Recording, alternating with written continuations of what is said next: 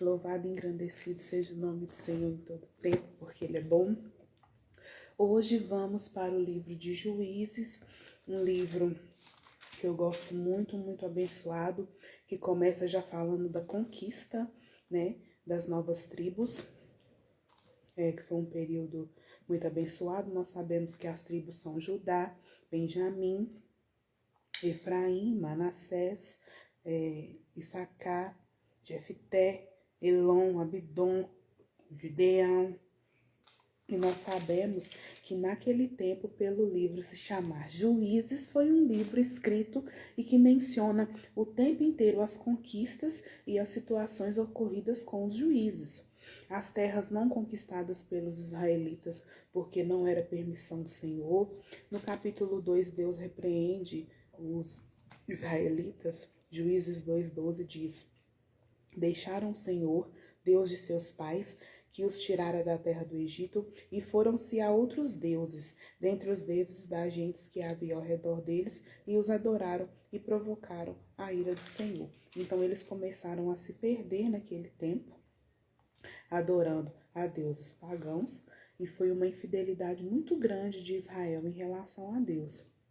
O Deus de Israel domina sobre a natureza. Os deuses pagãos fazem parte da natureza. O Deus de Israel é um Deus pessoal que se revela em sua lei. Os pagãos são, em geral, forças impessoais. Deus demonstra seu poder nos acontecimentos sobrenaturais. Os outros pagãos são invocados para mostrar seu poder na sucessão das estações da natureza. Deus liberta seu povo da escravidão e das trevas espirituais, conduzindo a eles a uma vida de fé e de descanso. Os pagãos mantêm um sistema pagão centrado na repetição de estação, sem nenhum propósito ou objetivo na história. Deus não pode manipular a sua vontade nem as técnicas humanas. Já os pagãos supõem capazes de constranger os deuses e agir através de representações de fertilidade. Deus obedece e revela a sua lei. Os pagãos praticam uma prostituição cultural nos templos para garantir uma fertilidade de pessoas, de animais e de terra. Deus recebe promessas de bênção e de prosperidade para aqueles que obedecem à sua lei. Já os pagãos recebem promessas de prosperidade em troca de participação de rituais.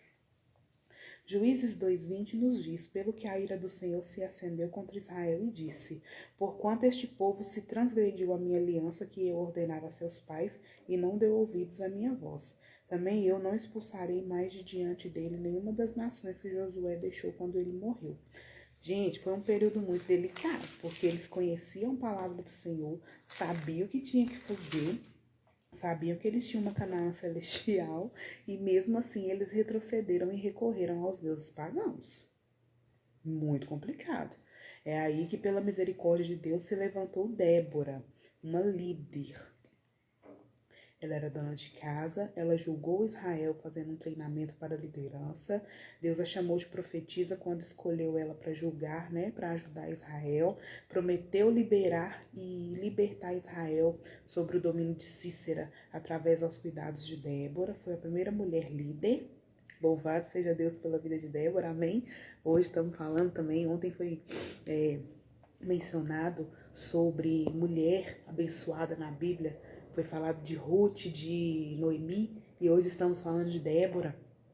E ela inspirou a Baraque a executar os planos de Deus, conduzindo ele para a batalha, porque se fosse por ele mesmo, ele não ia ir.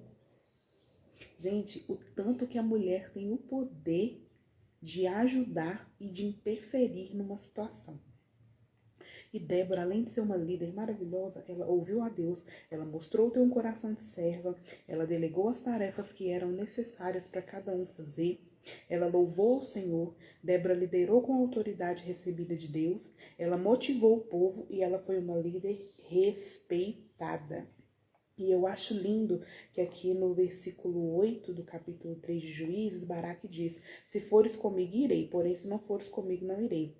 Ela respondeu, Débora respondeu, aleluia, certamente irei contigo, porém não será a tua honra da investida que emprendes, pois às mãos de uma mulher o Senhor entregará a Cícera. E saiu Débora e foi com Baraque para Quedes. Gente, a partir desse momento, eu me lembro também muito de Davi, que Davi falou que ia com Deus e ele ia ganhar, e Débora fez a mesma coisa.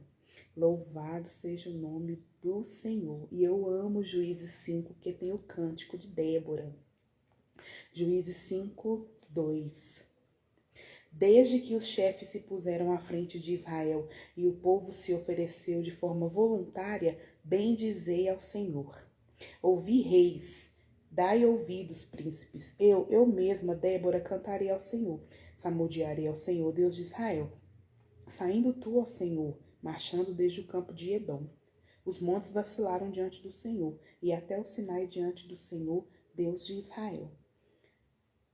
Juízes 5:12. Desperta, Débora, desperta, desperta, acorda, entoa um cântico, levanta-te, Baraque, e leva presos os que te prenderam, tu e o filho de Abinoão. Gente, louvado seja o nome do Senhor. Versículo 24. Bendita seja sobre as mulheres de Jael, mulher de Eber, o queneu. Bendita seja sobre as mulheres que vivem em tendas. Versículo 31. Assim, ó Senhor, perecem os teus inimigos, porém os que te amam brilham como o sol, quando se levanta no seu esplendor. E a terra ficou em paz por 40 anos. Gente, esse livro de Juízes, a vida de Débora e essa Jael, que foi uma mulher que foi lá e matou o inimigo. Louvado seja o nome do Senhor, como é importante você fazer alianças com pessoas que estão na mesma visão que você e que vão te impulsionar para o seu propósito, para o seu chamado.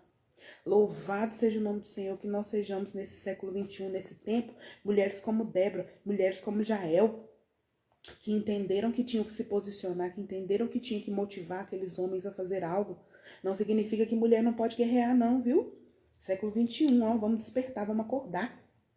Lógico que o homem tem o seu papel e a mulher tem o seu papel, mas não significa que nós, como mulheres, também não temos que nos posicionar e ir para a guerra. Meu Deus, louvado seja o nome do Senhor. Juízes 6:13. Respondeu-lhe Gideão, porque aqui já começa o chamado de Gideão, que também é maravilhoso. Respondeu Gideão: ai, Senhor meu, se o Senhor é conosco, por que não nos sobreveio tudo isso, né? A dificuldade que estava vindo sobre eles. E que é feito de todas as suas maravilhas que nossos pais nos contaram. Não nos fez Senhor subir do Egito? Porém agora o Senhor nos desamparou e nos entregou às mãos dos midianitas. Versículo 16. Tornou-lhe o Senhor: já que eu estou contigo, ferirás os midianitas como se fossem um só homem. Gideão, ele foi ousado. Ele, num momento, foi escolhido ali para o chamado dele. Não tinha mais como ele correr. Ele se achou pequeno e questionou a Deus por que eles estavam passando por aquela situação de dificuldade de serem entregues, né, nas mãos do inimigo. E o Senhor falou com eles: vá, porque eu vou estar com vocês. E Gideão foi lá, fez o que o Senhor ordenara, destruiu o altar que Baal tinha feito, porque eles ficavam fazendo holocaustos ali naquele lugar. E Gideão, com os 300, venceu os midianitas, uma coisa que era algo assim que, aos olhos naturais, seria impossível de ser alcançados. Louvado seja o nome do Senhor. Teve a conspiração de Gaal, Abimeleque vence a Gaal e os siquemitas, e as conquistas só foram acontecendo. A partir do capítulo 11 começa a falar de Jefté, a filha obediente de Jefté. Tem o voto de Jefté, que eu acho lindo, no capítulo 11, que ele fala que se entregasse, né, os filhos de Amon nas mãos deles, o primeiro que passasse na porta da casa dele, ele ofereceria em holocausto. Gente, vocês têm noção que na hora que Jefté falou isso, foi a filha dele que passou e ele ia ter que oferecer a filha dele em holocausto? Eu lembro também de Abraão com Isaac. Deus pede um holocausto e pede seu filho. Só que Abraão foi convicto que no momento certo o Senhor ofereceria um cordeiro, né, um escape, uma solução. E quando ele viu que foi a filha dele que passou, ele rasgou as vestes. Só que ele falou que fez o voto, né? E pediu 2 meses para que ele chorasse a virgindade da filha dele. Consentiu, passou 2 meses, tornou ela para o pai, segundo o voto que ele fez. Gente, ai que dor. Por isso que eu falo. O que eu gosto de aprender com o livro de Juízes? eles faziam muito votos ao Senhor. E quando você for fazer, quando nós formos fazer um voto, nós temos que pensar muito para não fazer um voto que nos vai nos custar a vida ou a vida de quem amamos. Graças a Deus que nós estamos na nova aliança, que isso aqui era a antiga aliança. Nós não precisamos fazer holocaustos e sacrifícios vivos de matar pessoas ou de matar animais para derramar um sangue. Mas tudo que for prometido tem que ser cumprido. A gente não tem que ficar fazendo voto, promessa, mas o que for feito tem que ser cumprido. E esses homens aqui, nós entendemos de uma forma muito clara que eles foram instruídos a fazer exatamente aquilo que o Senhor ordenara. E eu gosto muito, no Juízes também fala do nascimento de Sansão. Nós sabemos que ele era um homem para ser extremamente abençoado. A mãe de Sansão era uma mulher muito temente, mas infelizmente ele foi se perdendo no meio do caminho. E uma coisa que eu gosto muito de falar, que aqui em Juízes 16 fala que Sansão foi traído, né, por Dalila, e a gente sabe o final da história, que ele ficou cego, e aí por causa disso ele matou muitas pessoas naquele templo, naquele lugar.